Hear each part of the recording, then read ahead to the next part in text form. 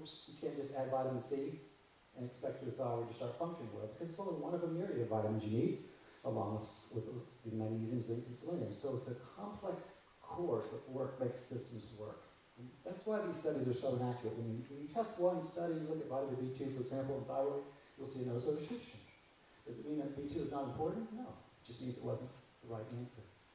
If you look at these chords musically, don't they look like DNA base pair entry? It's interesting.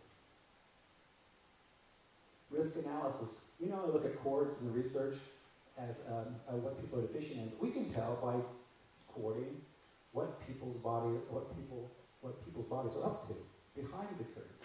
If you look at these diseases along here, you can see metabolic diseases, acne, all these different conditions. By looking at deficiency in chords, we can tell what the body is trying to fight, what the body is up to. If you look at this top two graphs, you can see fertility and metabolic syndrome. So this person is using up nutrients to reduce the damage of metabolic disease and fertility issues. Doesn't mean the patient has either one of those diseases. It means the body is trying to prevent that from happening. If you look at the next three, you can tell there are neurodegeneration, panic, and sleep disorders. Well, this sounds like a premenopausal patient, because this is exactly what you'd expect symptomatically. The last one is anemia.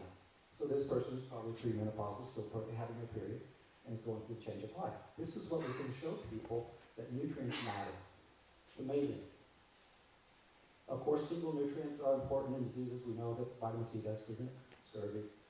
This is what got me into the field, was vitamin A deficiency and blindness in children. We started a foundation just to give vitamin A to people. But here's the fourth, therapeutic dosing. Let's say that we treat people as individuals, we do proper testing, and we respect chording, and we get to therapeutic dosing. Everybody treats with too low of a vitamin. They just don't do enough to make any difference. We know that dose makes a poison, but it's also the prevention. This was the lab results you can get back from Texas. They look like this. We reformat them in Excel. We run through our algorithm. We create a perfect formula for that patient individually. Each nutrient has its own amount, as everybody should be. Everybody's product is different, as it should be. People say, well, why do you have to go through all that trouble? Why don't you just take a vitamin or two? This is my lab. I drew this 4 years ago. And this is my deficiencies. I'm very low. This is the B vitamin side. This is more minerals on this side. I was washed out in the B vitamins, just like a typical person, typical guy. And so I was on Centrum at the time, because all the Centrum was being used to reduce cardiovascular disease, which is a long story. But I would have taken 56 Centrum a day just to recover my B vitamin. But I would have taken, if I had done that to get my B vitamins corrected, I'd have 56 times the amount of minerals that I didn't need. I had kidney stone. So you can't just slap on a generic vitamin or double it up. It just doesn't work that way. Here's the trial. I feel like I'm almost like a NASA scientist who's been working for 20 years to have a 6-minute experiment. I'm going to show you the world's simplest graph at the end of this thing. And it's taken us years and years to get all the tools assembled so we could do a simple comparison. We have a large preventive medicine clinic, probably one of the largest in the United States. And it's a very diverse crowd, from 34 to age 73, very typical for us. We took the first 10, we have 186 patients in the program. We just took the first 10 because I couldn't wait. I wanted to see what was happening. And they came in just this last 2009, 2010, very current. We drew a cellular test. We put them through the algorithm, made them a custom formula based on their deficiencies, and at 6 months' time, we repeated the test. The reason we repeat it 6 months is because lymphocytes are turned over every 4 to 6 months, and we can get a new set of history. Because this program replaces, and then we can check and see objectively if we're doing anything. So this is just a one and done.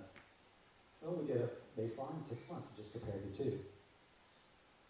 We're trying not to just replace back to a zero or replace a single element. We're trying to replace a level of excess. So we don't, when the body goes and says, listen, I'm up against a challenge, I have a test, I have a disease, it reaches down into the nutrient pools and starts pulling hard. If you only had barely enough to get by and it starts pulling, your body's going to run out of that nutrient, and that's when disease starts. So we don't just supplement back to zero. We supplement back to what we call 17, which is a significant amount of reserve. In an ideal world, we could get a shelf full of all vitamins and minerals at a high level. And that would be great, but it's impossible because people's lives change. people's needs change. We're not reaching a static target. We're dealing with live human. This is just a visual of what we're up against. We must respect nutrients in chords. We can't just single out one specific nutrient and try to affect change. These are our 10 cohorts, and their vitamin needs. I just want to show you visually.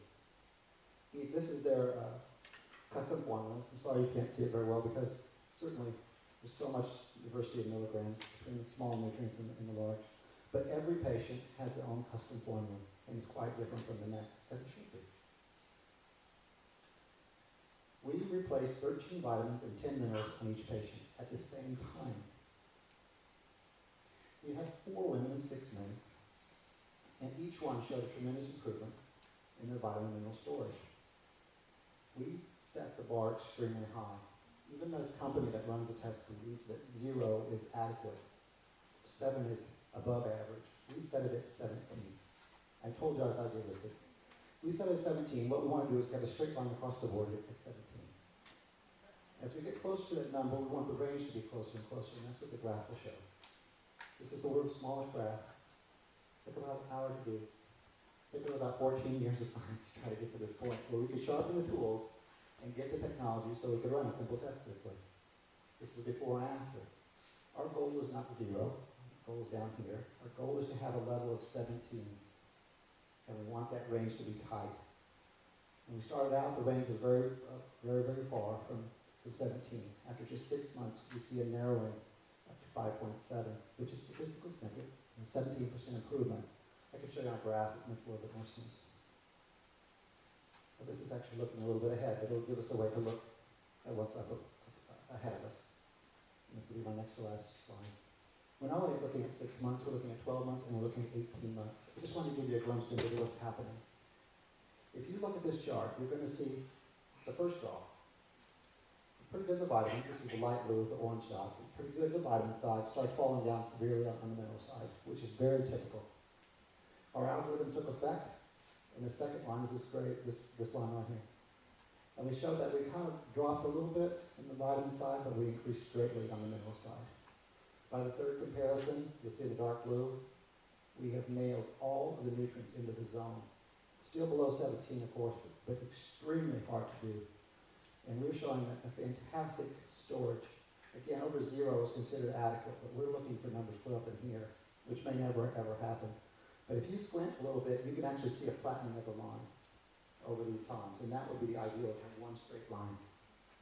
It's exciting, and there's a lot more to follow. You know, in a society that's depleted food source, and we have extremely poor dietary habits,